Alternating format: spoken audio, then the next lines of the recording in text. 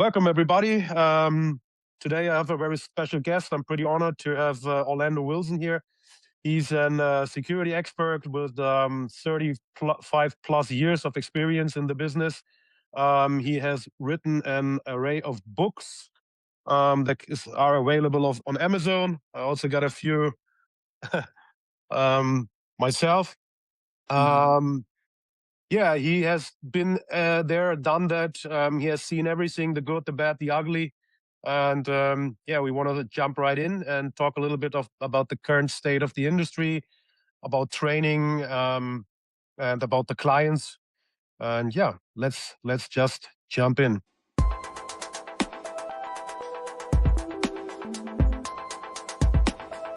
So, Andy, what do you think? What's the current state of the industry? What's the standards? What do you like? What you don't like? Yeah, let's talk about the good, the bad, the ugly. It's a large topic. The standard of the industry, the thing is, the standard of the industry has always been, you've had the good and you've had the bad. And one of the issues is a lot of the people in the industry, especially these days, are drawing it in by, they're doing courses, especially the UK SIA courses, they're getting a license, so they're qualified, right? Where back in the old days, everything used to be word of mouth. Right. These days, I still run things word of mouth. To me, you can have all the certificates in the world, all the supposed experience, military experience, etc., etc. I don't know you, I don't trust you.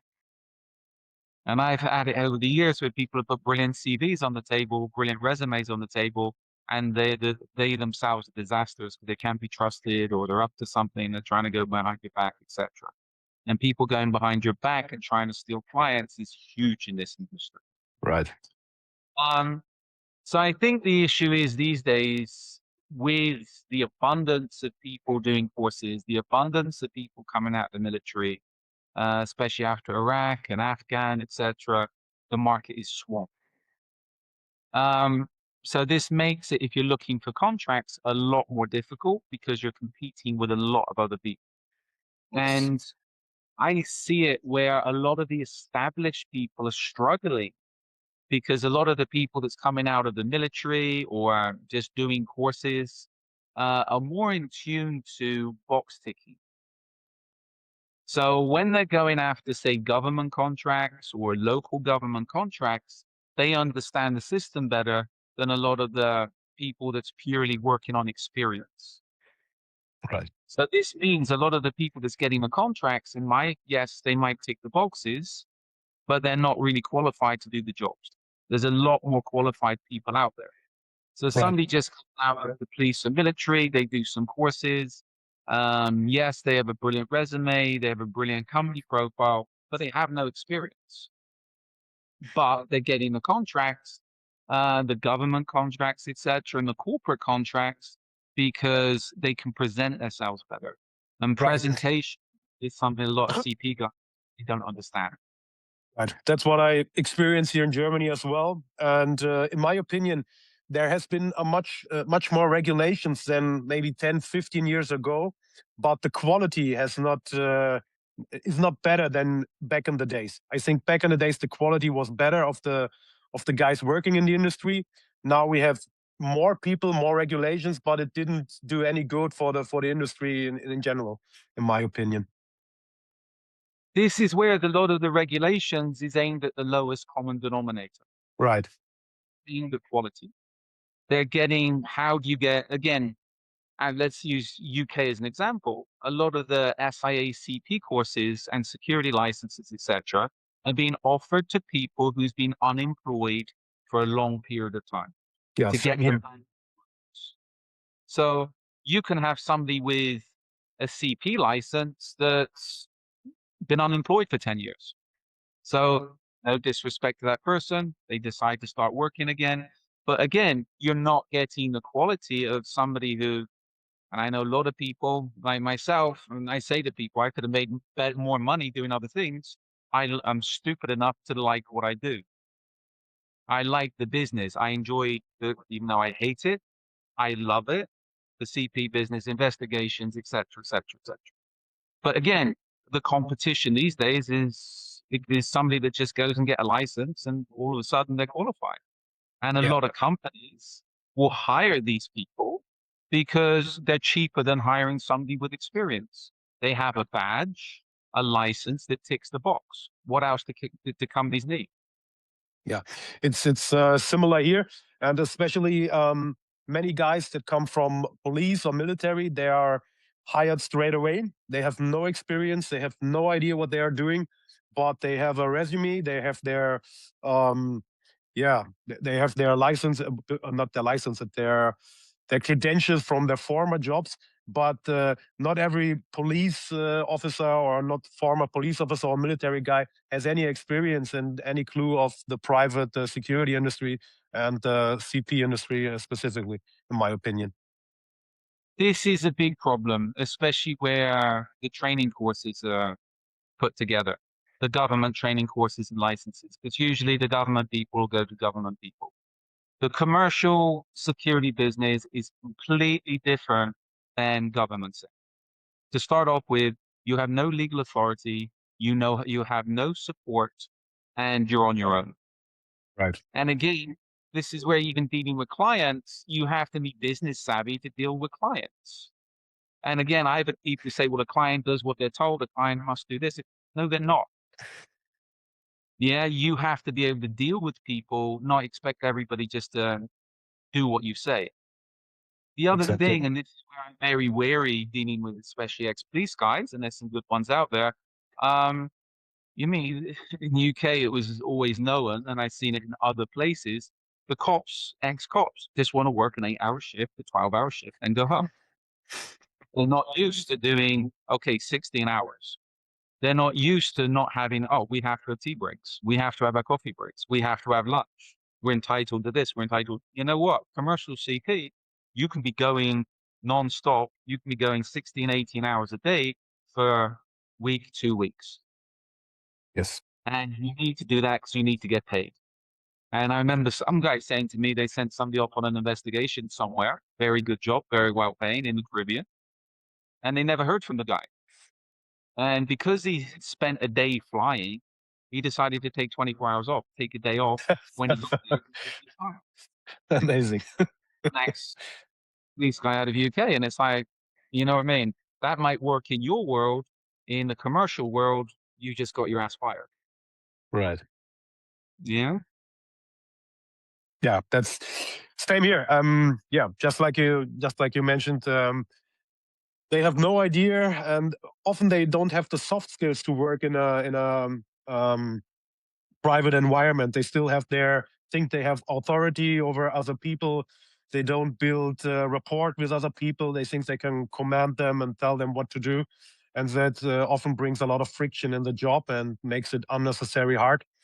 And yeah, specifically if you're looking at hotel staff and all the guys you rather have a liaison with, and yeah, these guys often don't get this, don't get to that point. So I remember last year I worked on a task with a former special forces guy, and he was fresh out of the military, and he definitely had no idea what he was doing. He didn't know how to stand there. He didn't know to do what with his hands, how to behave and how to blend in an urban, or it was an event environment. He had no clue. He has pretty good credentials. He was former special forces, ticked every box, but no idea how to work in a private environment.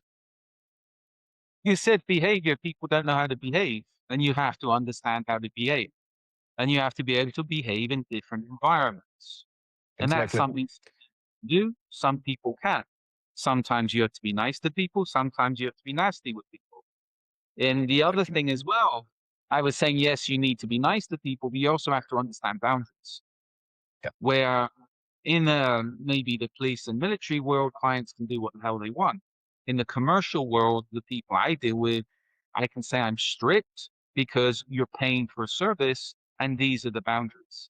There's some things, guys, I tend to deal with sensible clients that aren't going to ask me to do stupid things.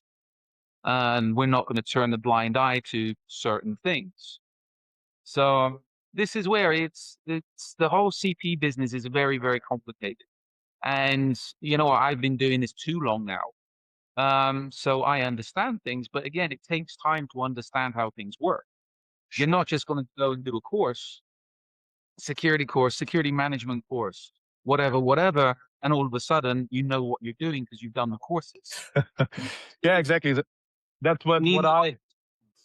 yeah, that's what I thought when I came out of my course about 15, 16 years ago.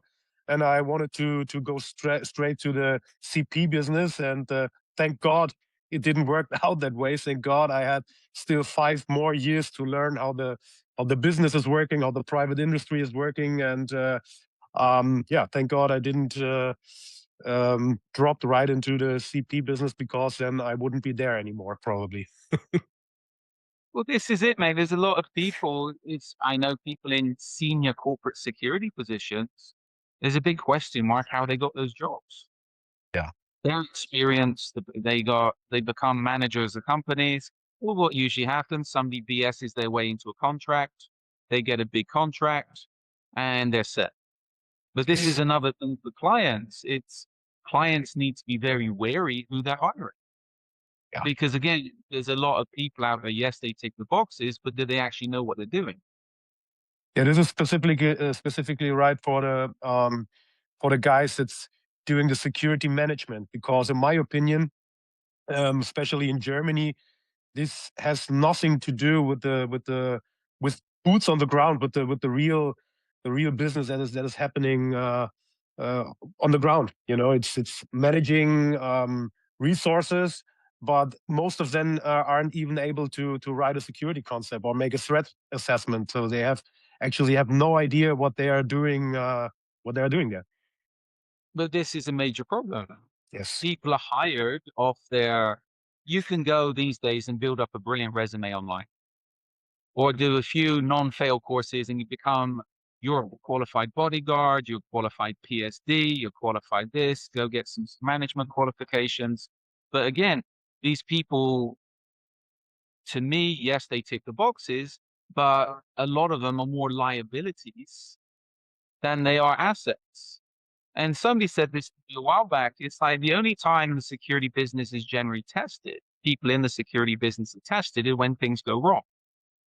You either get it right or you go find a new job. Yeah. Luckily, in most places, things don't happen that often. That's the problem, because people are years in their positions, because not because they are good at what they are doing, but because nothing happens, and they count on that. They count on that nothing's going to happen. Well, this is it. Nothing happens. They're liked. Um, People like them. They kiss the right ass. That's how people get along these days. Yes. And again, it's the same as all corporate jobs. It's the same as the military. If you're not liked in the military, you're not going to get on. It's not the whole world these days. It's not geared so much towards are you good at your job. It's if people like you or not. Yeah, that's exactly what I experience. Also with big companies who have a good reputation, but when you actually work for them, you see that there isn't a real threat assessment. They are not vetting their personnel. They're simply throwing them on the street and say, let's do what you want to do, but there's no plan behind it. There's no planning. There's no structure in what they're doing. They're just yeah, you're just throwing people out in the wild and see what's happening, and they count on nothing's gonna happen. Yeah. But this is the thing. This is the whole, I think the man guarding mentality towards the security business has gone, again, the corporate mentality of how do we make as much money as possible? Right. Yes, we do want to make as much money as possible, but in my world, you want to be able to supply quality. You're not just throwing people out there to make a few bucks. And again, I look at it from a liability perspective. If I'm supplying people with idiots, those idiots are going to cost me more money and cause me more problems. If you're a masked man guarding company, okay, you lose one post, you find another one, etc., etc. It's business, but to me, it's one of the things that's killed off the security business because it's eliminated all the quality. The Yes, vast majority of the quality is gone. And the people who are quality and are trying to promote a quality boutique service are having to deal with these mass man guarding companies that are projecting themselves as being close protection companies because they got guys on their books with close protection licenses. yes, yeah, big problem, big problem. And yeah, that's the way the industry looks right now. And what do you think is where is it heading to? What are future developments and also future threats that are upcoming that almost nobody has on the screen? Let's talk a little bit about this. I think there's going to be more problems. There's definitely going to be more problems in the future due to various reasons. Economy is going to start going down. Economy is going to start crashing. There's going to be more crime due to there being mass immigration, etc., etc., etc. So things are looking pretty unstable. The thing is, what are people going to want to do about it, and what can they do about it? Whereas you look in a lot of places now, again, we'll bash UK, a lot of the crimes there, such as burglary, shoplifting, etc., have been decriminalized.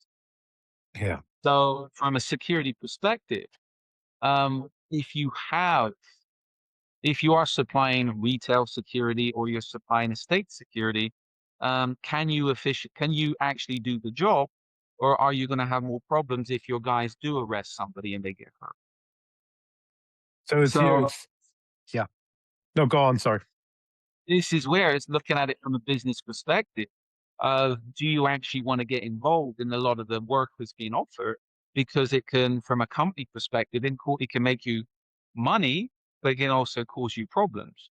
And can you actually supply the services that you're being paid to supply? Yeah, you mentioned the liability. When we look in Germany, specifically in the last few years, we had a lot of security guards that were the source for information for burglaries, and we had a big burglary here in the Bode Museum where they have stolen a big gold coin. It was a few kilos, and then also the Grüne Gewölbe. They stole all the jewelry, the age-old jewelry from the emperor and stuff like that. And also, always the security guard was involved in that because they are working for minimum wage. And yeah, what do you expect from these guys in such sensitive areas? Yeah, also in the critical infrastructure, I think a lot of critical infrastructure is. Yeah, it's filled with sleeper cells. Let's call it that way. Yeah? This is it, and this is what people don't realize. If the terrorists are thinking long term, what's the easiest way to infiltrate a business, etc.? And I talk about this as far as investigations are concerned. Get people working for the cleaning staff, get people working for the security company. And again, as long as they pass the minimal vetting and minimal training for most security guard positions, they've got access to the whole building. Yes. So this is it. A lot of clients don't realize their weakest link is generally their security companies. And Right. this is something we're pushing more. We're pushing more consulting. I've been doing this for a while. We'll train the executives, we'll train the people within the company to set up in-house, because at least then you've got trusted people. And again, those people have more of an interest in your business than you have somebody coming in from the outside working on minimum wage. Yeah. Yeah. This is something you don't Yeah. realize. Criminal organizations or family structures, they always keep some of their staff or their associates. They keep them clean. They keep them clean records, especially or specifically to get them into these places, into these jobs, to yeah to check out for them and to give them information of yeah If not, vulnerabilities. you simply put the site you're after under surveillance. You check who the security guards are, put them under surveillance. Okay, what are they doing? What are they? Okay, offer them a little bit of money and they'll give you everything. You'll Yes. find one, especially within these large corporate sites. You mentioned museums, etc., etc. Um, somebody there will want something. Somebody drinks too much. Somebody's on drugs. Somebody's smoking weed. Somebody's sleeping around on their wife or girlfriend. There's always things that can be exploited, and they'll be happy for a little bit of extra money for what can be perceived in their mind as little risk. Exactly. But yeah, Yeah. but y- something popped up as well. There's a spate of kidnappings going on in Europe at the moment, targeting crypto people. Yes. And somebody said to me the other day, I haven't verified, is something that they reckon there's people, a lot of this crypto stuff is now getting regulated and registered, et cetera, et cetera. So one of the big threats is that people actually within the crypto regulation business are going to be giving out information on who's got all the crypto. Yeah.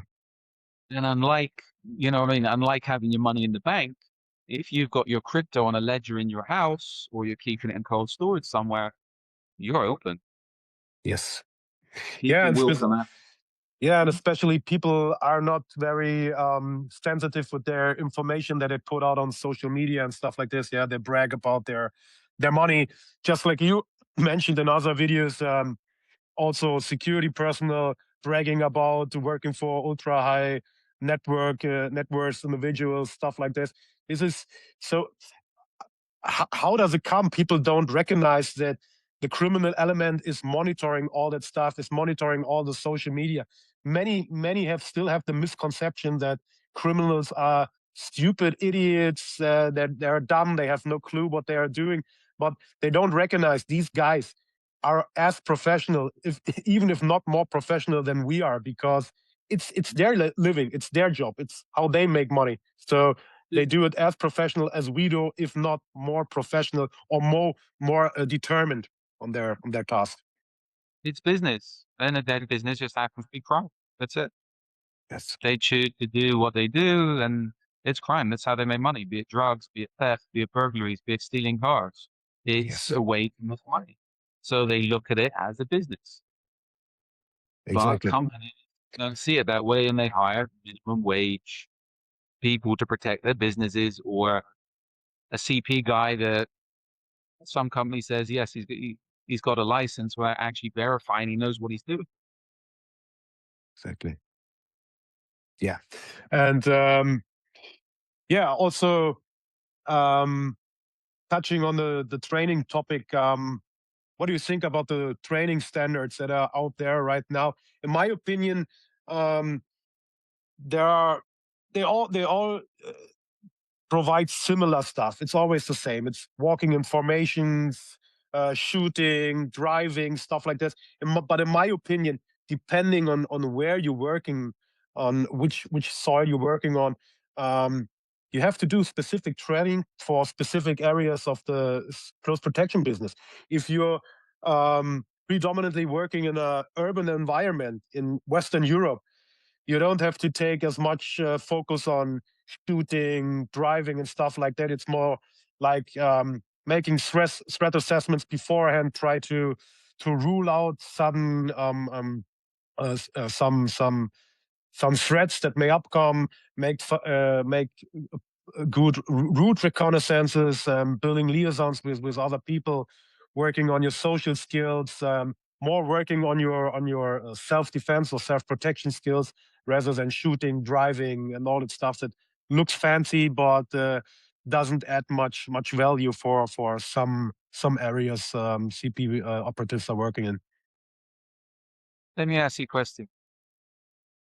How many times have you escorted a client in a diamond formation? Never. So most of the time, you're not even working with big teams or big formations. Most of the time, you're working alone. If you're good, you have a driver. If it's even better, it's a security driver who has a little bit of clue what he's doing there. But you're never working in private. Wouldn't say never, but almost never working in some kind of formation. So for me, it's more about looking at vectors of approach and yeah, to see from a distance when it's necessary to close the gap, and if not, you're doing more of kind of a protective surveillance. You know, you'll be a little farther away, give them some space. Not everybody wants to have you right next to his ear when he's talking to his business partners or stuff like that. So yeah, actually, you're not working in formations in the real world of the private sector. But what are people teaching? They teach it all the time. They teach about diamond formation, the wedge formation, and all that stuff. This formation, large formation. Right. Is it? And again, that stuff is not really applicable. If you're No. working in, if you're doing PSD somewhere, maybe, but it's not really applicable. But this is what people are teaching because, and this is, again, people have read too many books. People are teaching what they've been taught or what they've been told to taught. They don't have the experience of actually working on the ground saying, you know what, this formation, I can't walk to a shopping mall in this formation. I can't walk around in public in this formation. I don't know if you've seen recently, I think it was in Berlin, where the Iranian royal got painted. Yeah. And again, Yeah. they were trying to pull off some type of formation that someday, again, it's a mess. Yeah. No It disrespect was. the best, but there's other ways to do things. But Yes. this is where a lot of people, they do what they've been taught. They don't think. Yes. And this is where, especially in the close protection business, especially in security business, when there's a lot at risk, you can get hurt, other people can get hurt, etc., etc. So there's a lot at risk. People don't question what they've been taught. People Yes. don't question what people are teaching. Right. And I remember I was always gobby when I was younger. I still am now. It's like, okay, why are you teaching this? What relevance does this have? And Yes. if a tactic, if anything doesn't have any relevance, why are you doing it? And this is Yeah. what I say. Your instructors or those running the companies are asking you to do something and they cannot justify why you're doing it. Then Yes. why are you doing it? It's an easy Right. way to work out, know what they're doing. And I know, again, self-defense is another one. How many self-defense instructors have you, martial arts instructors, have you ever been in a fight? Yeah. That's what. Probably not Okay, many. but you're teaching self-defense. Yeah. Firearms Yeah. instructors, have you ever carried, let alone anything else, have you ever carried a firearm for self-defense outside of a gun range? And a lot these days will say no. Have you ever carried concealed for close protection? And a lot will Yes. say no. Yes. But they're still teaching what they believe works or what Yeah. looks cool. Yeah. Yeah. But most of it doesn't work in the real world. It's the same with all that evacuation drills and the reaction for an attack. So you always have this reaction gap of at least 0.25 seconds. So and then you have to draw your gun. You have to put it on the target, and yeah, in, Yeah. in in that time frame, everything is already done. Everything happened, and most of these drills never work in reality. But somehow it doesn't look like people are testing what they are teaching. Exactly. Look what happened to Trump, President Trump in US. The guy ran through, I haven't seen the video, Man. through the front of the checkpoint. And you had how many Secret Service guys there and whatever. And yeah, you can never be 100% all the time. Yes, they You reacted, can't. but what happened? They're like, what the hell's going on? Who's this guy? It took But time to react. yes, So yes, this is where a lot of these drills, and the easiest way to test your drills is to go force hunters. And even just using airsoft is legal in most places, using airsoft guns, etc. You can see what works and what doesn't work. right, So again, you're testing your techniques, you're testing your tactics to see if they actually work. But I think a lot of people a lot of schools are teaching things that don't work. You know what? They don't want them tested because then they'll look stupid because they right. don't know what else to teach. Yes, you touched on the topic of people saying they are ready 24/7, and they are always alert, they are always aware. And this is another point where this is impossible. If you say you're aware, if you're always tense, then you're probably not aware when it matters in the end. So this is, for me, it's also an important point to say you have to know when you can relax a little bit, and when you have to be tense. You have to know the situations. You have to know where you can relax, where you have to be more tense. And specifically looking at the situation with Trump's, I'm asking myself, what is the parameter security? There was only one parameter for a high risk target, let's say. And yeah, I don't know what they were doing there. I think he got through the outer perimeter, but they had more. But again, it's just one example. And again, that world of secret service is you're dealing with too many resources, which you'll never get in commercial world. This is what you said about always being alert. I tell people, and I've written about this, you've got to be comfortable. And this is where it's making your drills, and the main thing is counter surveillance, counter surveillance, counter surveillance, watching who's watching you, watching who's following you, etc., etc. If you're comfortable in your environment and you make the simple drills of watching who's watching you, making sure you're not being followed, making that part of your regular routine, then you're not always alert, you're always aware. Right. I think there's a big difference between, again, you said about the ex-military guys. I got stories about one guy another time, be talking too much. Something went wrong. The guy, again, qualified guy, whatever, something went wrong. A trash, the big lorries that pick up trash, the big dumpster trucks. One went through a Yeah. gate of one of the residences I was working at. Big mistake. Somebody left the handbrake on. Cart rolled through the front of this residence, large Arab residence, and this kid was running around shouting, screaming, "We're under attack, we're under attack, we're under attack." No, it was an accident. So this is where you have to be able to work out, okay, you need to be able to understand the threat level and the threat assessment. Then be aware, well, if you're always aware, then work to the level of that threat assessment. I think awareness is something you already have ingrained in our biology. And the biggest problem I see often is it's not what to add, but probably what to subtract. Subtract the disturbances and people walking around with their smartphone all the time. They have earbuds inside and all that stuff. They're looking for many distractions. It's more to reduce the distractions instead of adding so much more in your routines, because as I said, it's ingrained. We react for this since millennia, and yeah, for me it's often more what you have to subtract, but not what you have to add to your toolbox. Another thing people don't realize is, especially in the CP world, is if your client has got serious problems, serious threats, political problems, the CP guys and girls are going to be the ones that's going to be placed under surveillance, that's going to be targeted. Right.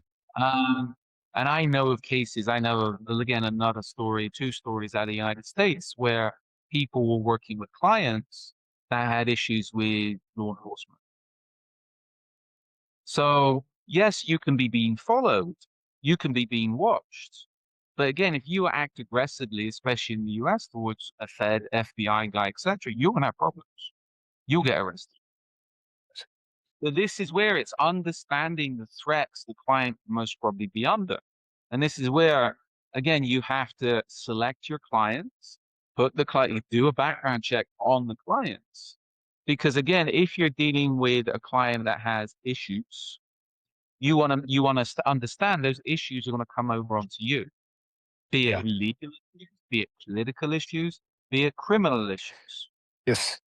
And you have to be honest what you can handle and what you can't handle, because there are threats you can't handle as a Yeah, private exactly. security contractor.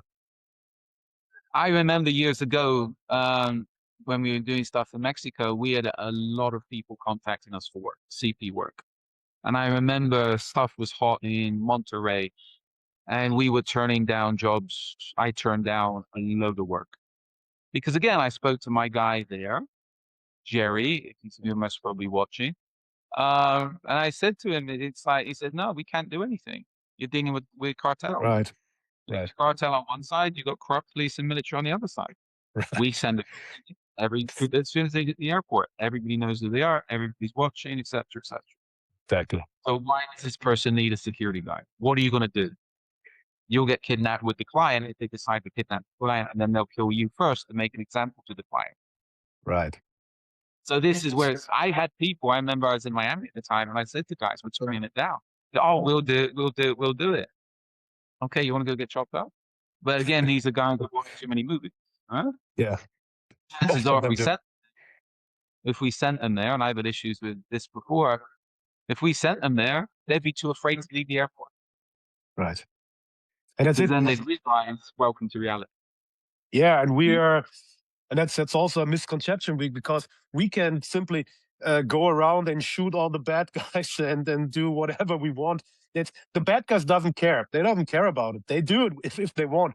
But we are constrained in legal legal concepts, and we can simply go around and shoot people and do whatever we want. Yeah, it's impossible. People And watch it's too many movies.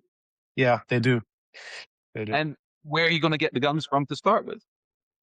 Right? That's it. Yeah. So You you're probably have to traveling, get them illegally. so which means you can get busted to start with, right? Yeah, right. So this is it. A lot of people don't realize in a lot of places, the main threats are going to be you have to do everything legally. If not, it's so easy to get your ass thrown in jail. The Yeah. police want to bust foreigners because they know you will pay to get out of jail, or you're going to pay not to go to jail. It's business. And if people don't understand that, and this is where you need people a little wise, they're just going to, as I said, their liabilities. They'll end up costing you money. I've read about it. Oh, 4-man teams in Mexico that, okay, there's 4 people that can get killed. There's 4 people that can get chopped up. Or you know what?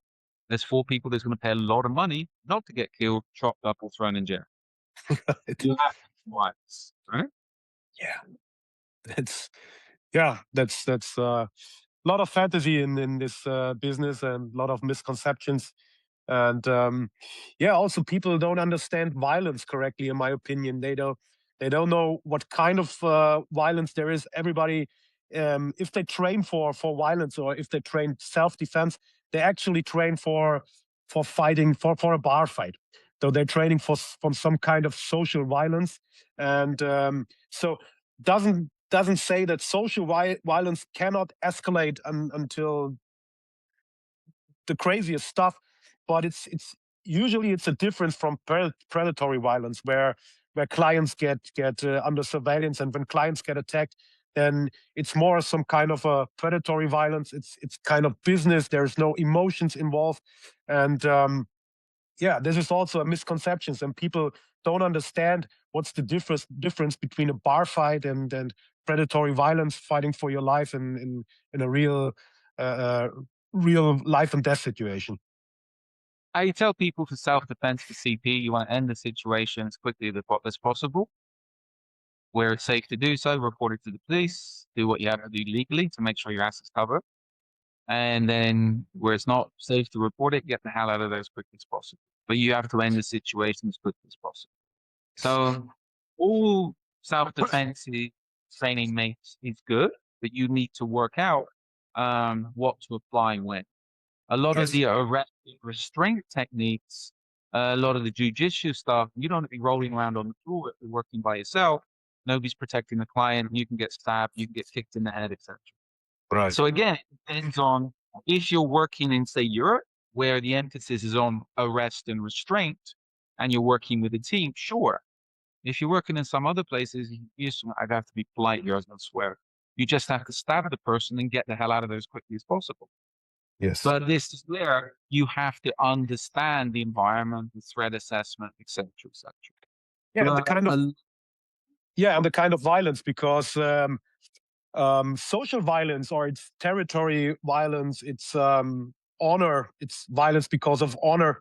You're crossing someone their pride, and most of this is de-escalatable. So you can de-escalate these kind of violence in most of the cases, and that's not what people are training for in their self-defense classes, in their martial arts classes, or so. They escalate conflicts that could be de-escalated. With predatory violence, is a different kind of topic. You have guys that need a resource. They want your money. They want your whatever, and this can get to the extreme. If you think about that, a crackhead is for him, it's the same the same kind of situation. If you have 3 kids and they haven't eaten for a week, and what's the father is going to do to provide food for their family? That's the same what a crackhead would do if he has 2 days no hit, no crack or so. And that's a different kind of violence. And this kind of violence is usually not, you cannot de-escalate this. So if it's just for the resource, normally you just give the resource and the thing is done, because no money is worth your life. So just give the resource. And then there's a different kind of violence still, where it's predatory violence, but it's not for a resource. It's going for the lust of killing, for raping, for stuff like this. But the approach of these guys, it's not like a bar fight where they buff up these guys and say, hey, what's going on, and open up their entire vital organs and vital points of striking.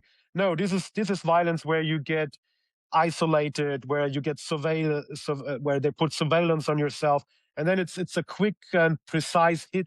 It's not about fighting. It's just about finishing the job as quickly and efficient as possible. Touched on a few things there. It's like this all comes into your threat assessment, into what are the threats you likely to encounter. Again, the guy that just needs the money to feed his kids, you know what? Give him the money. That's it. But there again, you junkie, you got the psychopath that's trying to cut up let's say the lone wolf terrorist in Europe that just wants to kill people. Okay, they need to be finished as quickly as possible. That's it. But the chance in a lot of Europe, if you've done that, you'd end up going to jail or getting a harder sentence than they would these days. Yes. But this is where, when you're talking about, let's call it professional violence, when you're dealing with criminals that's targeting a client, you need to understand the violence. You need to understand if they get if they get to the point of putting you under surveillance, then you're going to have problems. If they know where the client lives, et cetera, and the chances are, if you're dealing with clients that are in one place running a business, yes, they're going to know that. What do? Try and cut a deal, work out the problem, work with law enforcement to try and get the people arrested. But again, a lot of times, and I've had it in the past, you go to law enforcement, say, okay, my client's been threatened for whatever reason. They're like, okay, call us when anything happens. Yes. This is where you need to build up a case. You need to build up the evidence. You need to build up the backstory. I know clients that's gone to lawyers, and lawyers are a necessary evil. Yeah. And I know one client who dropped huge money on a lawyer that didn't do anything. And I got into a major argument with this lawyer because he wasn't doing anything. And the client was going to send me to talk to the person that's been a problem, and the lawyer did a mess. And I said to the lawyer, okay, in the US, you get cease and desist letters. There's just a legal letter saying, stop it. I said, well, send it. Because that's all I'm going to do. I'm going to go and talk to the guy. Do you send a cease and desist letter if you don't want to go? The lawyer wouldn't do it. The lawyer was afraid. The lawyer didn't want to get involved, but he took the client for a lot of money. Once the criminal was arrested, now the lawyer pops out of his hole and he's hustling. But you have to understand the threat and the type of threat. Yes. This is where I'm seeing more and more, and we got to remember, there's a lot of again, this has been going on a long time, a lot of ex-military guys, a lot of ex-intelligence guys, and there's going to be more when Ukraine finishes, getting into crime. Same as when the war was down in Eastern Europe, people have to eat, right? It's business. Exactly. But there's going to be, I'm seeing now, a lot of increase in the use of poisons, an increase in the use of drugs. So why are you going to get into a fight with CPT when you can just watch where they get their coffee and drug the coffee, send somebody up to buy them a drink? Yeah. Right. So there might be some countries where you still have someone who's tasting your food before you do it, but this is not what's the reality in most of the cases. Yeah, it's the old way of doing it, but some, it depends on the drugs you're using. You can mix the drugs up to kick in, and it kicks in 20 minutes, right? Yes. That's one. I said to somebody recently who was joking, other stories another time. I said, these guys, we just lace their food with laxative. That's it. The whole CP team's on the toilet. How can they protect the client? So this is where the bad guys are going to be thinking outside of the box, right? It's not going to be always the direct, and this is where it makes me laugh with a lot of the training. It's always geared towards the frontal assault, the guy with a knife, the guy with a gun, etc. And a lot of it, it's all structured training. It's all rehearsed training. Whereas I said, think outside of the box. If you're training force on force, you can soon work out what works and what doesn't work. But this is where I think with a lot of the set martial arts, uh, techniques, etc., the set martial arts, what am I trying to, the forms, etc., everything is set. Everybody knows how the person's going to attack. Everybody, this is a big one with knife defense. You attack a certain way. Well, think outside of the box. If somebody's coming at you swinging a machete from all directions, how are you going to deal with that problem? You try grabbing the blade and you'll be missing your arms, right? But people don't want to think about that because then it's just destroy the techniques they've been teaching for the last 20 years to how many people, and now they're made to look stupid. Exactly. Yeah, I would never base self-protection or self-defense system just on techniques. It's always have to be based on some principles. Of course, you have to have a foundation. You know how to generate power. You know how to throw a punch. That's what you have to know. You have to know the vulnerable targets on the body. That's what you have to know. But never focus just only on your technique.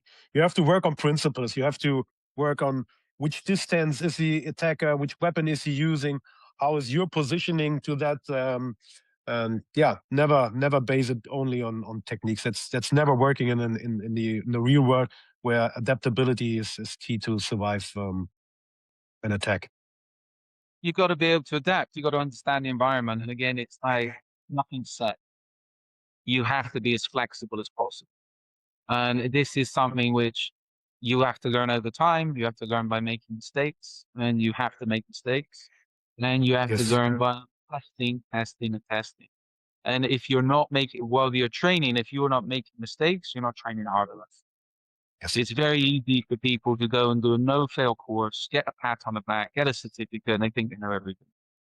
Yeah. When you're trying, you want to be failing and you want to be making mistakes. If you're not making mistakes, if you're not failing, you're not training. That's it. Yeah, most systems don't pressure test. They do no pressure testing. They do no scenario training. They do no sparring sessions. They simply have some drills with some responses to the drills, and yeah, they completely live in fantasy. How it works. Yeah. The attacker's coming, sticking his arm out with his knife, and then keeping that position that you can put on your locks and whatever fantasy Yeah. they're having in there. But they're making money. It's They business. do. They do. They do.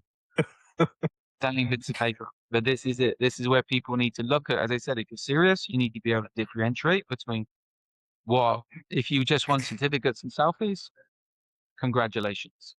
If Yeah. you want to be in this business professionally, that's another world altogether. But specifically in Germany, that's what people are looking for. They're looking for your certificates, your credentials, and all that stuff. Yeah, everywhere. You have to.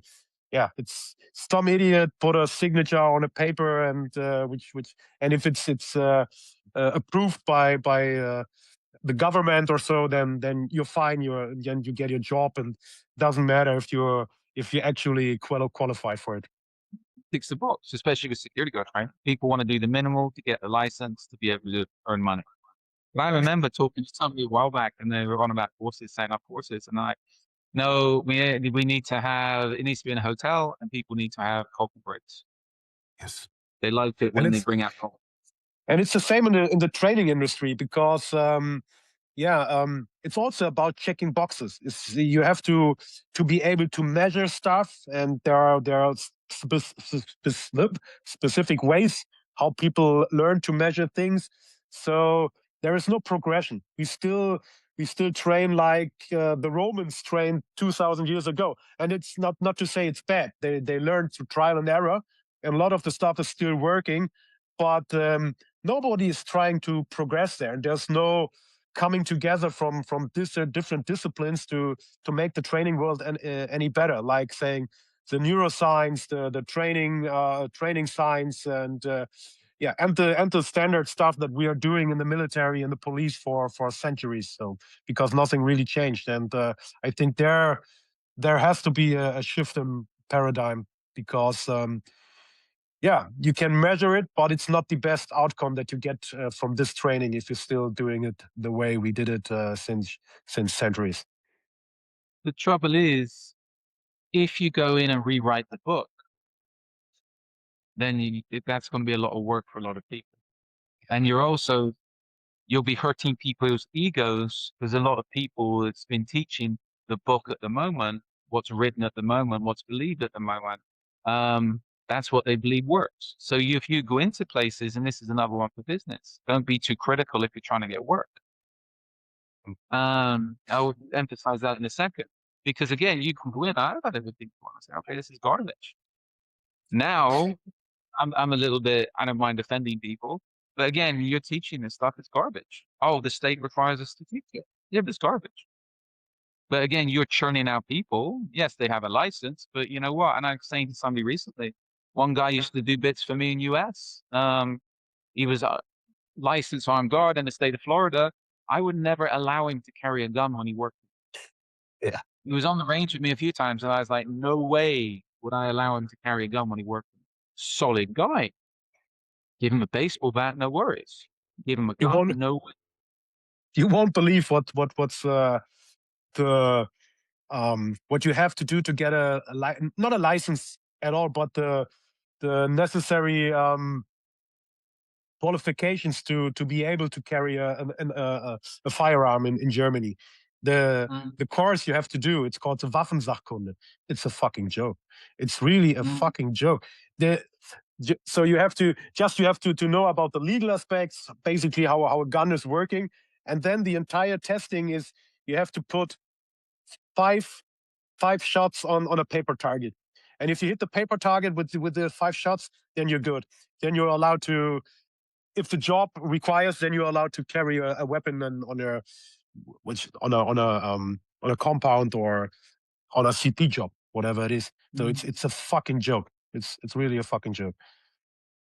I was surprised. I always classed when I was in US, I was in state of Florida for too long. I mean the security guard qualification, firearms qualification, I always dismissed. But looking at the actual qualification, it's not a bad shoe. Seeing what it's minimal, if you ask me, but seeing what other people are doing, it's it's shooting again. They have to shoot from the hip, 3 meters out to 25 meters, double targets, etc. So it's not bad compared to what's out there. Yes. But that's one thing. But again, to carry a gun, I think state of Florida now, constitutional carry, you can just carry a gun. You don't have to qualify. Yeah. If you want the concealed weapons permit, I always used to, in my concealed courses, used to be like 4 to 5 hours geared towards the person, individual, private group. And I used to ask people to shoot a minimum of 50 rounds, Yes. which to me is nothing, right? Yeah. Yeah. But if you went to a lot of the gun shows, a lot of the unscrupulous instructors, people are firing one unaimed shot to qualify. And you don't even have to get the target to qualify for the concealed carry license in the state of Florida. When I done mine, Mhm. when I first got there, I was there with another guy. I think he was an ex-cop from New York or something. And we were like, okay, is that the course over? He just picked up a 38 revolver, pulled the trigger, put it down again. Yeah, that's it. So Amazing. this is like the funny thing is in a lot of places, firearms qualifications are dressed up to be top, but really they're minimal. And we've had people come through where, yes, they think they're tactically qualified, tactical this, tactical that. They got the certificates, but all they ever done at max is draw from a holster and shoot from a booth. When you get them moving around, it's dangerous. They've never done it before. But in their Yes. mind, fine. In Germany, it's not even allowed for private people or even most of security companies to shoot while moving. You have to be stationary to I've shoot. heard that. I've heard that. It's not you're not allowed. So it's very hard to get a license to do defensive shooting or more or even aggressive shooting. It's completely you're not allowed to do aggressive shooting to in Germany. Not even if you're a security company owner or if you use it on your job. Only the police and military are allowed to do this kind of training. You know what? I don't. It's the whole gun control thing. I think it's crazy. Where, you know what? It's not the guns that's the problem. It's the Yes, idiots that get the guns.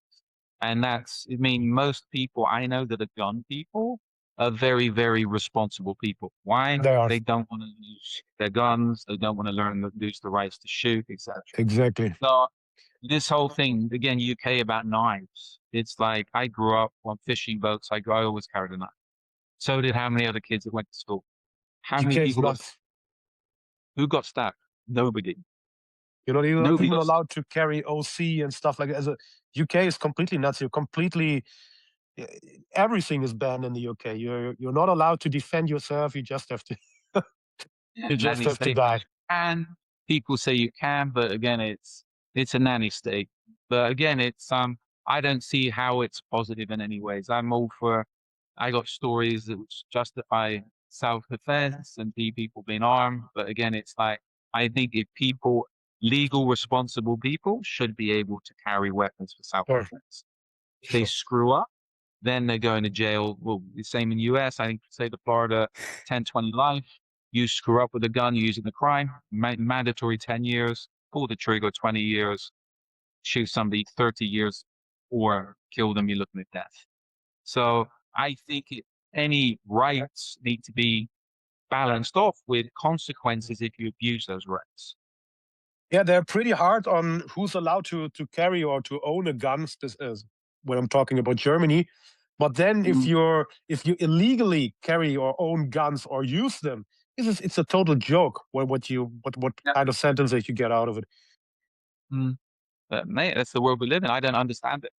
And I think it's more and more people I know, and I think the people I deal with I only deal with what I class as normal people, which is generally responsible people. They're in the security business, investigations business, or something. Um, everybody says the same. Everybody's saying that, and this is one thing: the crime rates are going to get worse, especially in Europe, because of I'm not going to say lax law enforcement. Law enforcement is confused. The courts are confused. There's big confusion between I think what's right and wrong. Where I think anybody can work out what's right and wrong, and if somebody's a criminal, they need to be treated like a criminal, not given privileges. Yes.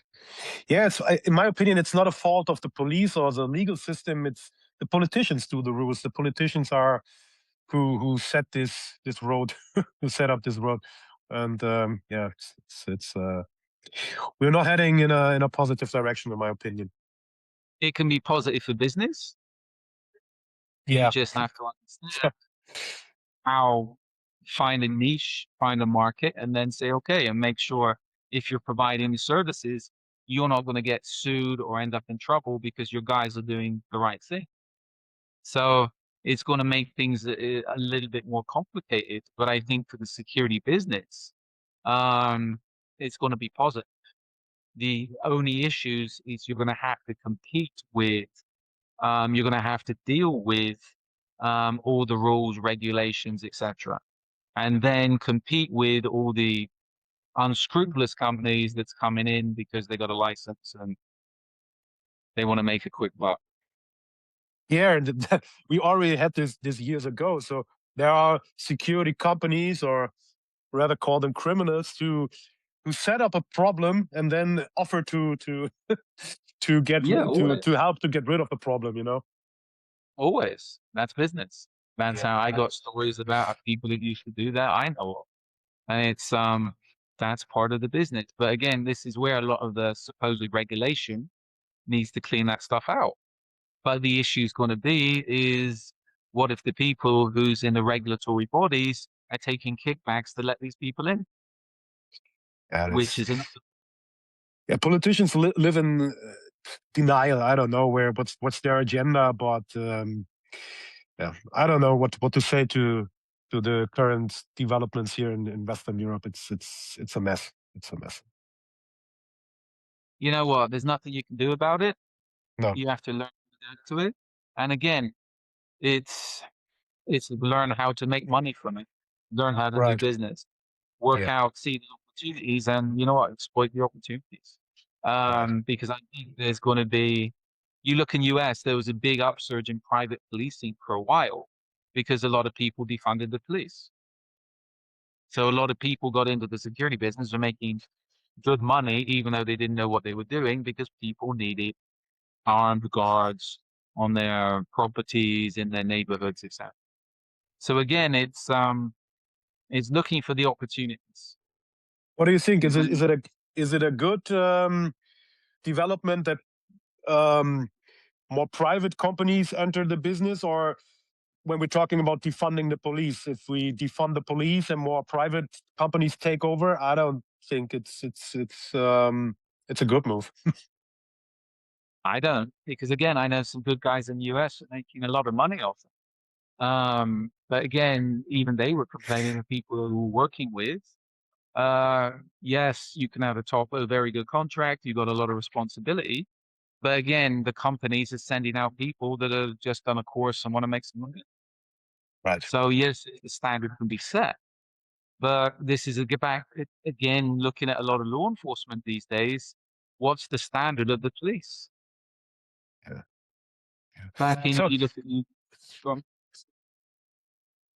I just wanted to go ahead a little bit, and just wanted to touch up on the topic of future. We barely touched on this. Future possible threats. So what I'm wondering, specifically in Western Europe, that drones are not used more broadly, more widely. So I'm really wondering, specifically when we're looking at the conflicts that are now ongoing around the globe, where drones had a big impact. So, but in the private world, still drones are not used that commonly, that often, in my opinion. that's going to be Specifically, a major. specifically not for attacking or for assassinations. So they might use them from time to time for surveillance um, surveillance stuff. But yeah, I'm wondering why they are not more often used in assassinations and attacks on clients. I think it's coming.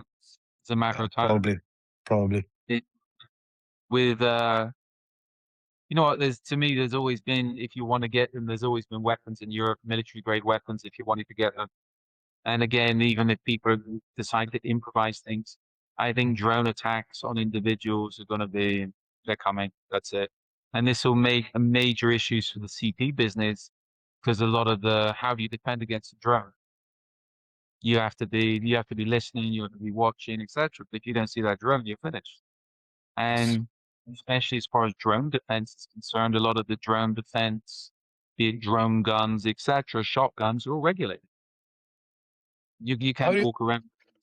how do you think? Yeah, sorry. Yeah, you can't go on with you can't walk around with shotguns. You can't use jammers and stuff like this. So you're very limited in your capabilities to mitigate the drone threats, and that's a problem. What do you think, or how do you think AI and robotics will impact the security industry? I think AI is going to be a huge problem, especially for scamming. Yeah. Huge problem. Um, AI in the CP business, well, it's easy to impersonate people, impersonate calls, etc., etc., etc. So you have to be very careful. I had somebody recently say to me, one of the videos I put up, oh, this guy doing this, doing that. It's AI. He thought it was real. So I just do stuff on commercially available apps, and it's very, very realistic. So I think as far as people getting hacked these days, especially cell phone security, ad security, you need to be on top of things. But again, if somebody is specifically targeting you, you're going to have huge problems. You can do the minimal.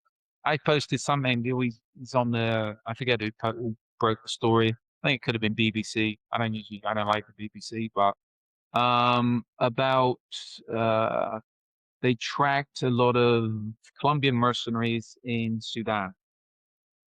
And the reason that how they tracked them was through ad software.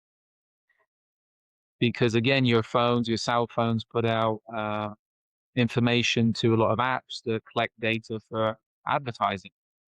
So simple things like that, you have to be aware of, making sure all that's shut down on your phones, on your computers, etc., etc. Because Yes. if people are targeting you these days with surveillance, if you get somebody's phone, you've got them. Even Yeah, and for this, even the people themselves share their information with their fitness trackers, where they are, their locations, and it's all that stuff. been And a long time. it's it's yeah, it's a fucking joke. What do you think about drones and robotics in the industry? Would they replace personnel in the near future? And yeah, what do you They think are. about it? They are. Right. The only issue with drones is weather. But for doing residential security or state security, use drones. I think it's a Yeah. matter of time. You've even got ones now, they're advertising for internal controls in buildings, drones. I think the man guarding market in the future is all going to be robots. Right. That's it. A robot will patrol an area. Maybe you have a response team, or if they spot something, then they'll send out, call the police or something. Yeah, that's Um, what I. I've seen the companies advertising they're like bollards. They've got cameras on them and sensors on them. If somebody comes into an area, it sets up an alert. If the person's identified themselves, you can call the police, etc. So I think a central command post, more like a CCTV operation, monitoring drones and robots, is going to be the future. No What do you need for think? people. All the data we put out on our cell phone devices, on our computers. We put in a lot of biometric data and stuff like this. And we've seen in the past, often enough, companies get hacked, data stolen. Do you think this could pose some problems when biometric data is leaked and stuff like this? Of course. Yeah. Especially when you're looking into these crypto registers. Right. Yeah, because again, what do they reckon? A lot of the crime now is all going to be going cyber. There's no need for people, the criminals, to make just as much money off cybercrime or hacking or that type of thing than they can for physically kidnapping somebody. If you can Yes. target somebody's crypto wallet and empty their crypto wallet, okay. You don't need to kidnap them, right? Right. If you can't hack them, then you need to kidnap them. Yes. But this is where it's like, um, the CP business, you need to be aware of all these threats. And I think this is where I say it's a constant learning experience, and you need to be updating, watching the criminal trends, thinking about, okay, how can you be targeted? How can your clients be targeted? Yeah. And again, I think it's interesting times. Things are developing very, very quickly. I think people are going to be stepping away from the physical security and they're looking more at cyber. But again, if you step away from one side, you're opening up the other side. Yeah. And So my at least yeah mine. most risk in cybersecurity are also because of people don't take care of their technical of their technical stuff, of their passwords, and too easy. Yeah, most of the vulnerabilities on the cybersecurity side is even done by people, in my opinion. Yeah, it's security to me. Protection is overlapping. Everything overlaps. You Yeah. cannot just have one thing.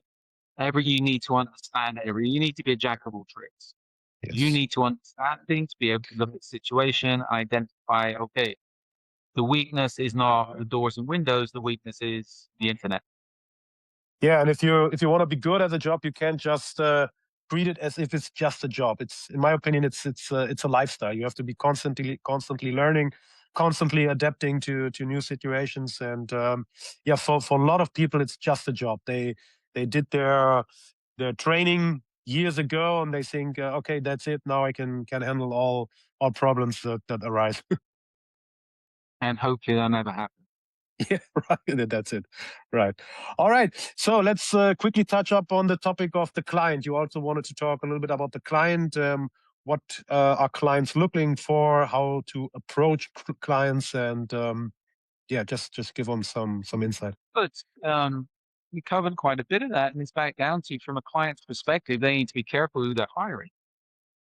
Do they Exactly. just need something to tick a box for insurance, or are they under a physical threat and They need people that can actually protect them, their assets, their families, etc.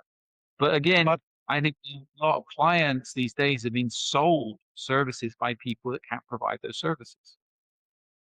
the problem that I see is most clients have no idea what to look for. They have no idea, and specifically the people who are vetting the security personnel, like HR guys and stuff like this, they have no idea what they are looking for. They are looking for advertisement. They are looking for the boxes you mentioned. They are looking for some credentials from certifications that yeah, doesn't provide anything, just the piece of paper.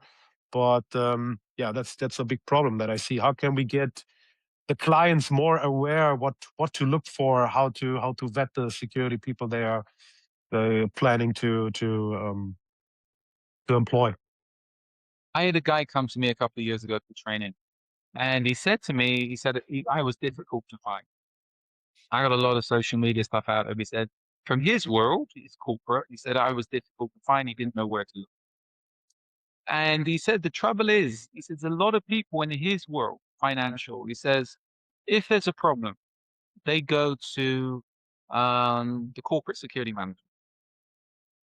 That's generally corporate security will recommend the security guard company or some call up the security guard company they've got who will send somebody along or do something. Or they'll recommend an ex-cop they know or something or something. Or he says he would have gone to a lawyer and the lawyer's recommending somebody they know. Yeah. So this is where it's like it's very difficult for clients that have no clue about security. And again, and most people don't because they're not interested. A lot of people view, be it a CP guy, be it a security guard, we're the same as janitors, right? Yeah. Right. Plus, they see a security guy, their bodyguard is, I got this story. Some guy in a black suit, white shirt, black tie, earpiece in, and a pair of shades, looking tough. That's all they see. They don't understand, and they generally understand when they have a problem. But until that point, they dismiss security. Anybody can do it, right? They're giving out licenses to people who are unemployed to get them back in the workforce. So this is where the clients need to be able to differentiate between, okay, these are professional, these will take an insurance policy. But how, again, from trying to sell your services, a lot of, I tell people it's networking and finding a niche. Not all clients, I mean, I wouldn't work with all clients. I work with very few people these days. I've worked with too many pain in the ass clients over the years. And you know what? If it's not going to work, it's not going to work, especially with CP and investigations, etc. But that's the difference between the CP business and the man guarding business.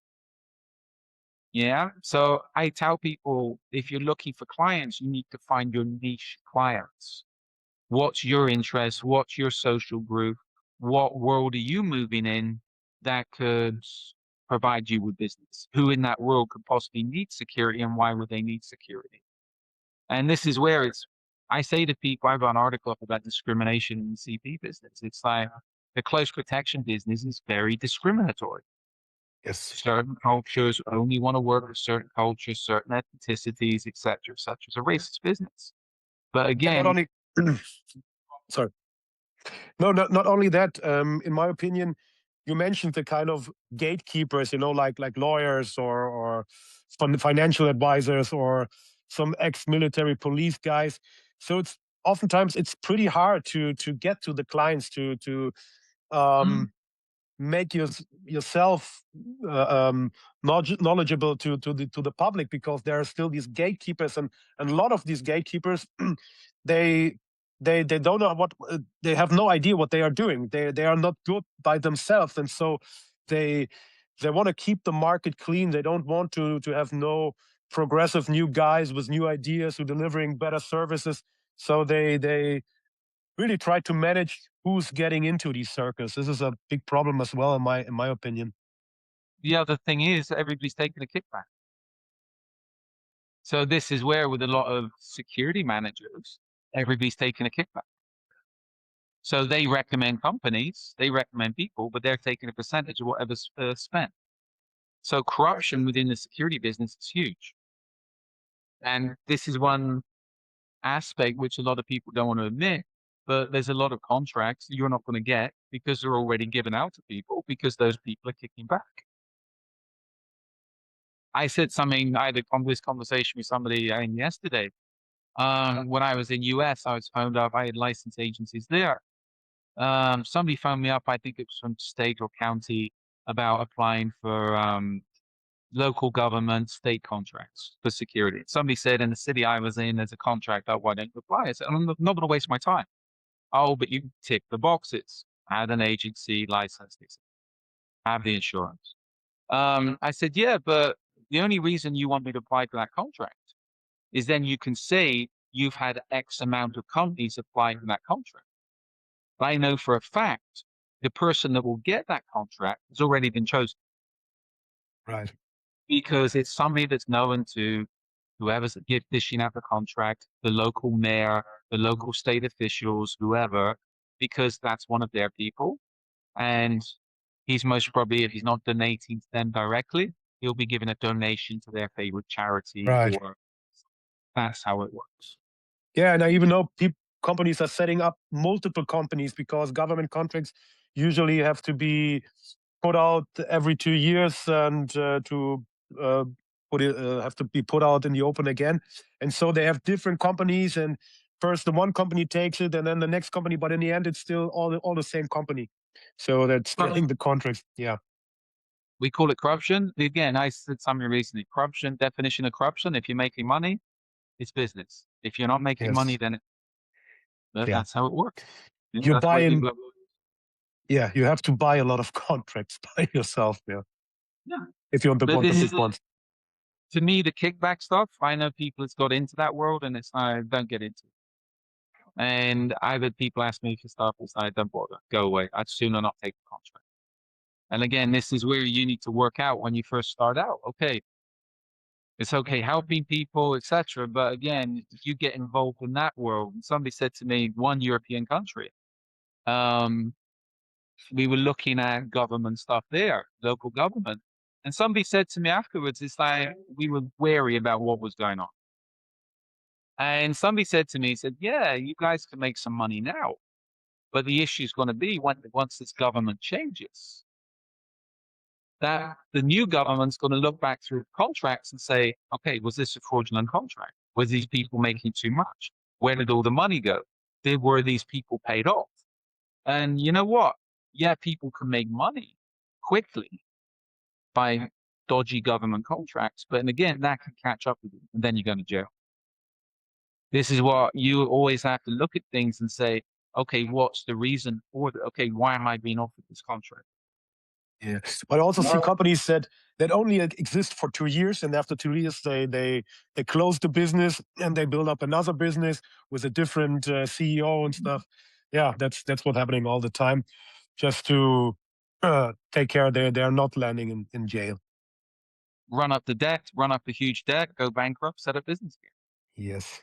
And that's old school. And another one, people, I know one guy, and again, this happened to me years ago when I first started. Somebody offered me a contract, and looking at it, our contract, I was too young for the contract.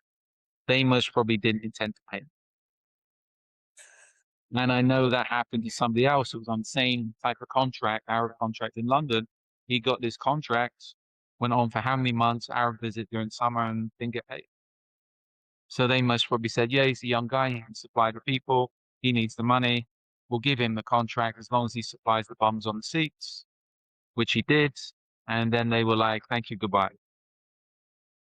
So now chase them for the money when they're in a Middle Eastern country somewhere. You're not going to see it. So this is where you always got to be wary of dealing with clients. So I post a video regularly about people dying for the client. It's like, you know what? I don't trust clients. I'll work with them. I'll provide good services, but there has to be boundaries. There has to be respect. But you can never Absolutely. trust them because anything goes wrong, they're going to be pointing the finger at you. Exactly. Yeah. Yeah. Yeah. Way too many think the clients are their friends, but usually they're not. Business, purely business. Amazing. And there has to be boundaries, and you have to make sure you get paid. Right. Orlando, I think we touched up a lot of topics. I think, yeah, we're well about an hour. So let's wrap this up. And I know you're actually or currently working on something very interesting. We cannot talk about it now, but maybe we can come back together for another podcast when the issue is solved. And this would be very interesting to talk about. For now, do you have any final tips or final words for our audience? Keep training, keep working, keep learning, get the experience. And again, if you're training, make sure you're failing, make sure you're making mistakes. And everything needs to be tested. Don't believe anything. Right. Everything has to be tested. And if it doesn't work, if you don't think it works, test it, test it, test it. That's it. It's convenient to just believe everything and Yeah. think. But the thing is with this business, I said before, you can train your whole life for something that happens in a matter of seconds. Right. So you need to make sure, again, I'm an old man now, but you need to make sure that if you can, if that thing happens, if something bad goes down, then you need to be able to solve that problem as quickly as possible. If not, you just wasted how many years, right? Orlando, thank you so much for your time. Hope we can come back together again in a few months. We'll talk in a couple of months. Right. All right, man. Thank you. Thank you very much. And we'll Thank talk you. soon. All right. Thank you.